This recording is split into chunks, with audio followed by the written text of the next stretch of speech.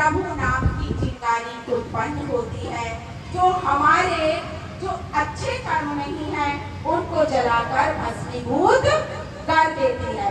आप क्या समझते हैं? आप ही व्यस्त हैं? व्यस्त आप ही नहीं है, पूरी दुनिया व्यस्त है। एक बार वृंदावन में बहुत सुंदर कथा चल रही थी। एक वणिक वहां पर आए, व्यापारी, सत्य घटना है। वणिक वहां पर आए, कथा उन्होंने सुनी। कथा सुनने के बाद उन्होंने जो व्यास जी थे उनकी कथा समाप्ति होने को जब थी तो उनके पैर पड़ के बोले, आप जो कथा सुना रहे हैं ऐसी कथा मैंने पहले कभी नहीं सुनी, आप कौन सी कथा सुना रहे हैं? वो बोले, हम भक्तमाल जी की कथा सुना रहे हैं। तो बोले, एक भक्तमाल आप हमें दे देंगे क्या? ये बहुत पुराना विषय है। तो उस समय लिखत पढ़त या प्रिंटिंग प्रेसेस नहीं होती थी, व्यक्ति खुद लिखते थे। तो व्यास जी बोले, ऐसा आपका क्या अनुग्रह या प्रेम उत्पन्न हो गया कि आपको भक्तमाल की कथा की ये पूरी प्रति चाहिए?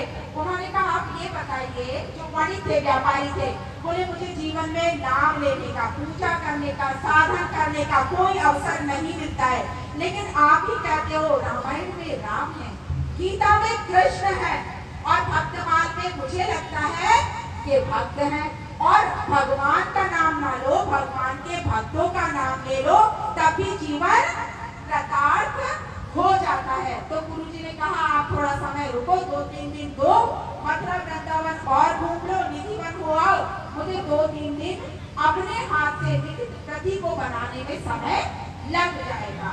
फिर उन्होंने देखा ये भक्त इतना अनुग्रह कर रहे हैं, रात में बैठे, दिन में बैठे, वो पूरी प्रति उन्होंने भक्तमाल की तैयार की, और फिर उनको वणिक जी को, जो व्यापारी जी थे, उनको कथा की समाप्ति अनुग्रह कर रहे थे तो उनको दे दी। अब वो प्रति को अपने घर में ले आए, तिजोरी के पास में उन्होंने वो प्रति रख ली, लेकिन उनको समय नहीं था कि धूप दीप दिया आरती कर पाए। धीरे धीरे समय बीतता गया, घर के सारे बच्चों को बुलाकर ये कह दिया, देखो अंत समय जब मेरा आए, ध्यान से सुनिएगा, अंत समय जब मेरा आए और प्राण ना छूट पाए, प्राणों का छूटना कोई आसान काम नहीं होता, हम जीवन यापन करने में इतने व्यस्त हो जाते हैं, जो जीवन का सत्य है मृत्यु, उसको ही हम भूल जाते हैं। उन्होंने कहा, अंत समय जब मेरा आए और देह से प्राण ना छूटे, तो इस भक्तमाल की प्रति को मेरे हृदय से स्पर्श करा देना। थोड़े दिनों बाद ऐसा समय भी आन पड़ा, लेकिन अंत समय में क्या होता है? अंत समय में प्रभु बोलने की शक्ति भी छीन लेते हैं। अब वो लेटे हैं और इशारा कर रहे हैं अपने बच्चों को कि जाओ अलमारी में से भक्तमाल की प्रति निकाल कर ले आओ। बच्चे समझ नहीं पा रहे हैं। फिर उन्होंने और इशारा करके बताया, तो उसमें एक बच्चा जो बड़ा वाला था, पिताजी के करीब, वो समझ गया, भक्तमाल की प्रति को निकाल के लाया, पिताजी के सीने से उसका स्पर्श कराया, और पिताजी जिनका बोलना बंद था, उन्होंने थोड़ी देर हरे राम हरे कृष्णा भोले बाबा जो भी उनके मन में आया उसका संकीर्तन किया, और उसके बाद उन्होंने प्राण त्याग किए। अब ये बात प्रियादास जी महाराज को वृंदावन में जाकर इसी परिवार की उन बेटों ने बताई। तो जो वृंदावन के प्रियादास जी महाराज थे, उन्होंने अपने यहाँ की इस परंपरा को डाला कि जो भी व्यक्ति अंत समय में देह को छोड़ने में कठिनता का अनुभव करेगा, उसको हम भक्तमाल की प्रति का स्पर्श करवाएंगे। और उन बच्चों ने ये भी बताया कि हमने अपने पिताजी की ये जो सजीव घटना अपने सामने देखी, उसके बाद से हमारे परिवार में नित्य प्रति भक्तमाल का पूजन अर्चन होता है, और एक प्रति सुरक्षित रख ली गई है। कोई जाने वाला होता है, कष्ट में होता है, तो फिर हम भक्तमाल की प्रति से उसका स्पर्श करा देते हैं। आपने अपने लिए क्या सुरक्षित किया? कभी ये प्रार्थना की, सावन में सोमवार जरूर गए होंगे, बेलपत्र लेके गए होंगे, धतूरा ले गए होंगे, बीमारी कम हो जाए, भांग भी ले गए होंगे, और भी बहुत सारी चीजें लेके गए होंगे, लड्डू पेड़े बतासे, और जल भी चढ़ा रहे होंगे।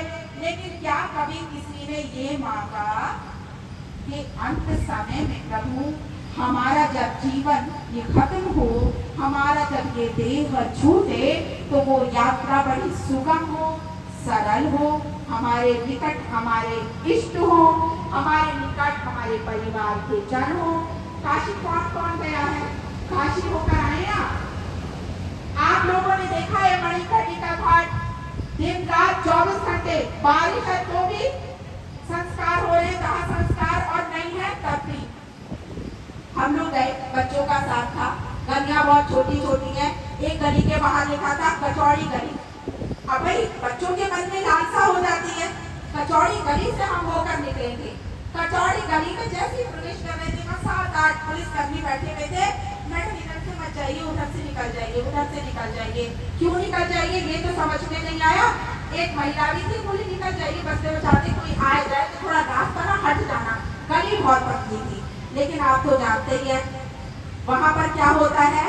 वहां पे अखंड मणिकर्णिका घाट में दाह संस्कार होता रहता है, चिताएं चलती रहती हैं। नाम तो था कचौड़ी गली का। एक कदम आगे बढ़े नहीं होंगे कि उधर से 4-5 लोग एक पूरी रखे हुए अंतिम समय के लिए अर्थी सजाए हुए राम राम राम राम राम राम राम राम करते हुए चले आ गए। अब इधर साइड हो गए, फिर दोबारा हमने सोचा निकल जाएंगे, फिर दोबारा से राम राम राम राम राम राम राम राम राम राम फिर आ गए। फिर हमने दोबारा 5 से 7, 8 से 10 मिनट इंतजार किया, लेकिन राम राम राम राम भज के हम लोग पीछे वापस हो गए, आगे नहीं जा पाए। आप सोचे बहुत पूजा कर रहे हैं, बहुत पाठ कर रहे हैं, बहुत बड़े वाले भक्त हैं, बहुत कुछ पा लिया है, बहुत कुछ इकट्ठा कर लिया है।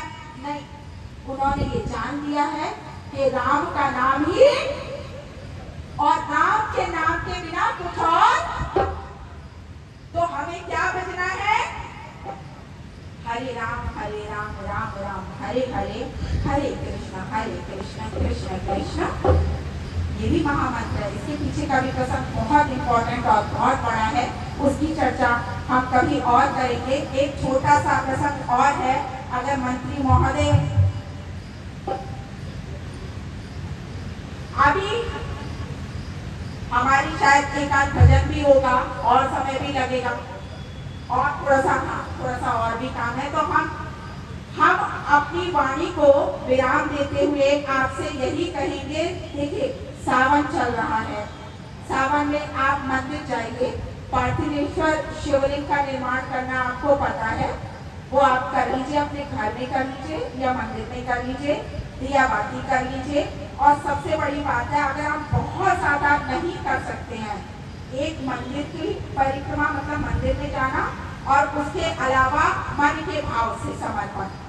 अगर आप मन के भाव से समर्पित होकर भगवान का भजन पूजन अर्चन करेंगे, मन को नियंत्रित करके, तो वो पूरा 101% माना जाएगा और उसका आपको लाभ भी मिलेगा। लेकिन आप सिर्फ प्रपंचों में पड़े रहेंगे और मन कहीं इधर उधर भागता रहेगा, तो जो लाभ आपको मिलना चाहिए वो लाभ आपको मिल नहीं पाएगा। तो भोले बाबा रटते रटते राम राम राम राम, तो हम भी राम राम राम राम कहें और जय श्री राम। हो गया काम। बोलिए सब एक बार, हर हर